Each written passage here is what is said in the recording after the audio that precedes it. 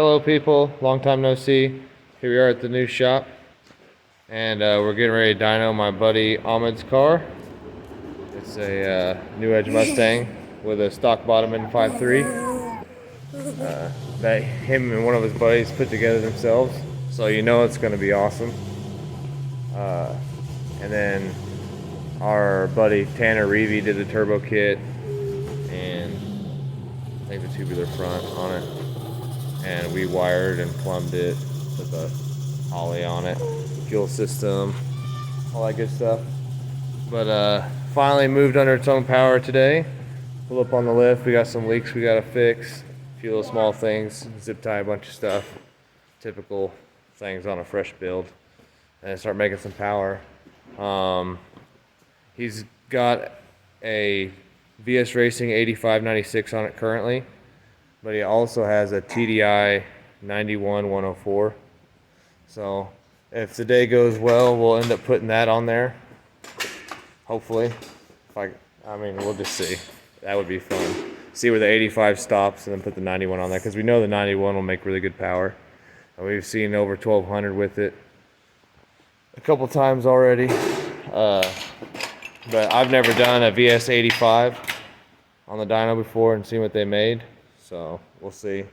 I'm thinking it'll probably run out around 850, 900-ish if I'm guessing. But we'll see. Everyone wants to make that special 1,000 horsepower. So.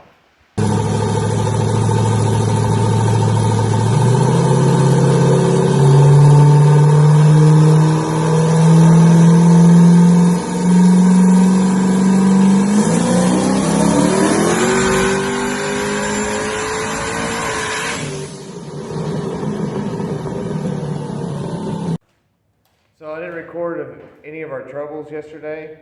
I was very optimistic starting off. At like 11 o'clock in the morning, we were getting it on the dyno. Yeah.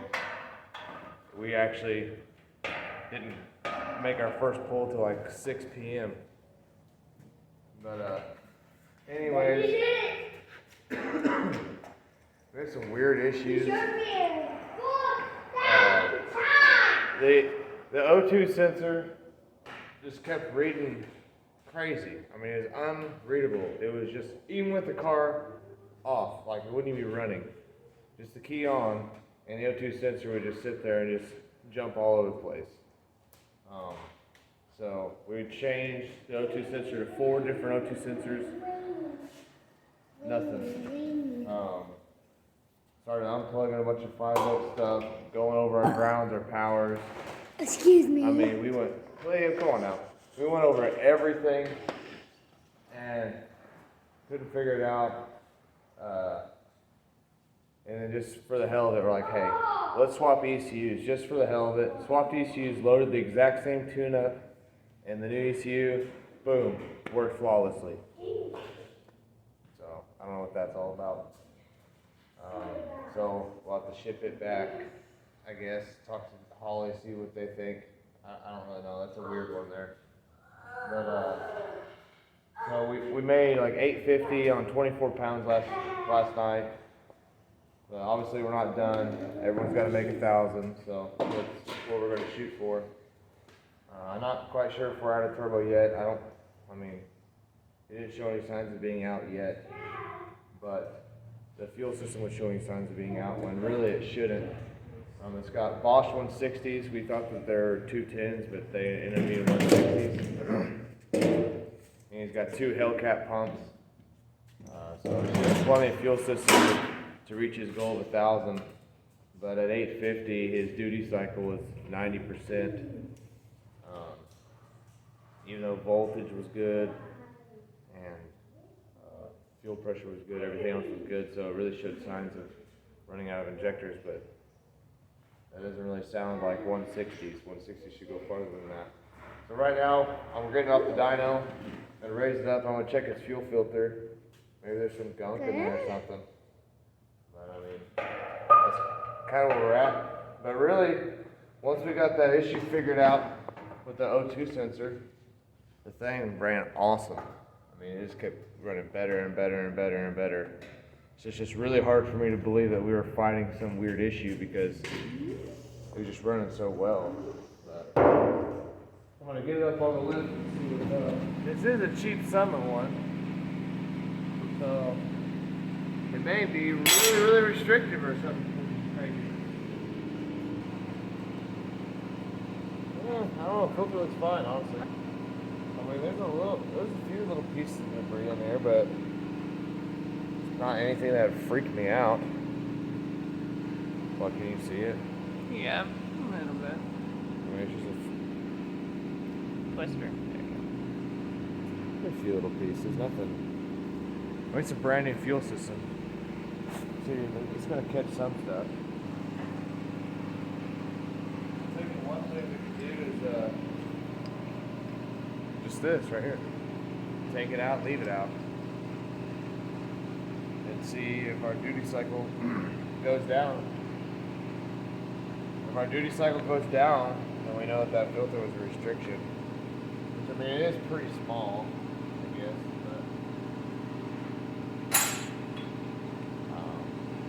but this thing has dual Hellcat pumps in it, and they both have the strainers or whatever. And I mean, that'll filter out everything really. Bullshit off that was being annoying.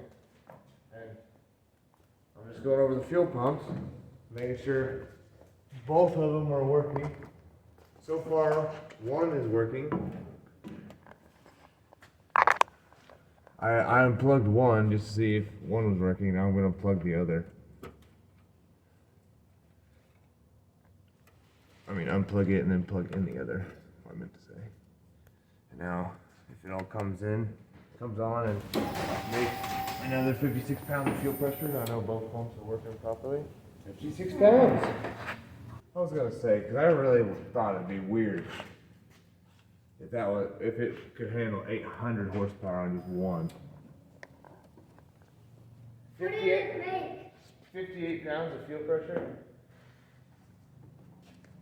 So, I mean, that's what I said it at was 58. So it's at 58. So at least that's not a restriction at idle, which obviously I wouldn't think it would be, you know. I guess I can look and see what kind of gallon per minute this is rated for or something. I don't know. I don't know. I don't know what to tell people. I mean, what do? Just turn my safety off and see how far the injectors will go? I mean, I guess duty cycle is just a calculation. It never went lean or anything.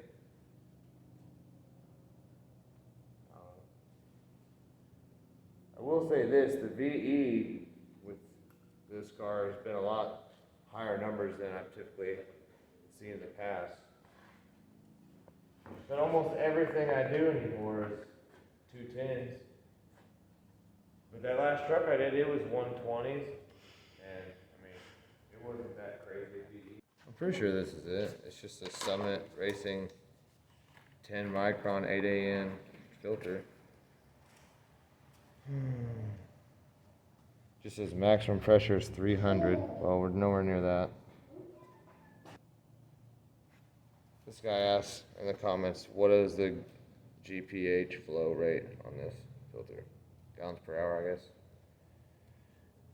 And Summit says max pressure of 300 and will flow 150 gallons an hour. Oh, like I said, all we can do is make another pool without the filter element, or without the element in the filter case. It's just straight through. And that'll just eliminate that as something that it could be. You know?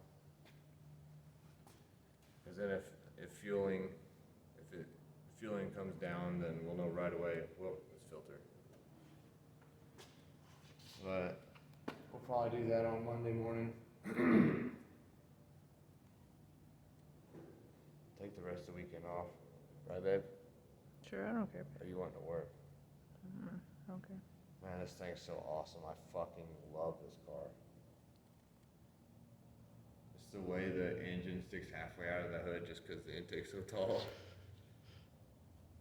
And that's convertible and it's black on black.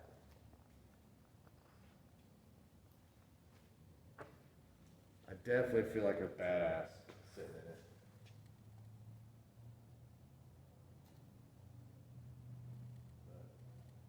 Still got a few things to finish up before it leaves, but most everything's done. It was really cool, this intercooler thing. I didn't really talk about this much. This is the 417 Racing intercooler thing. I just keeps calling it thing. Because I don't fucking know what you call it, sandwich. But, high ram, poly high ram. And these things are plumbed for 12 AN. But I remember Blake always talks about going 16 AN. So I went and bought 12 to 16. So I immediately converted everything to 16 AN on the return side and the feed. So we should have no bottlenecks. We have the big Davy Craig's 150 pump in the back. And this thing would be room temperature. You kick the pump on and this stuff would start like sweating. It would get so cold. It's pretty cool. This car has been a long time coming. I know that it's been in a couple of different shops and stuff, and it definitely took a while to finish it up. But it's awesome to see it move under its own power and get on the dyno. I know that Ahmed, the owner, is real excited about it. And, hopefully we'll get some more future videos of it racing and stuff, because I know he's going to beat the shit out of this thing. I mean, that's what he built it for.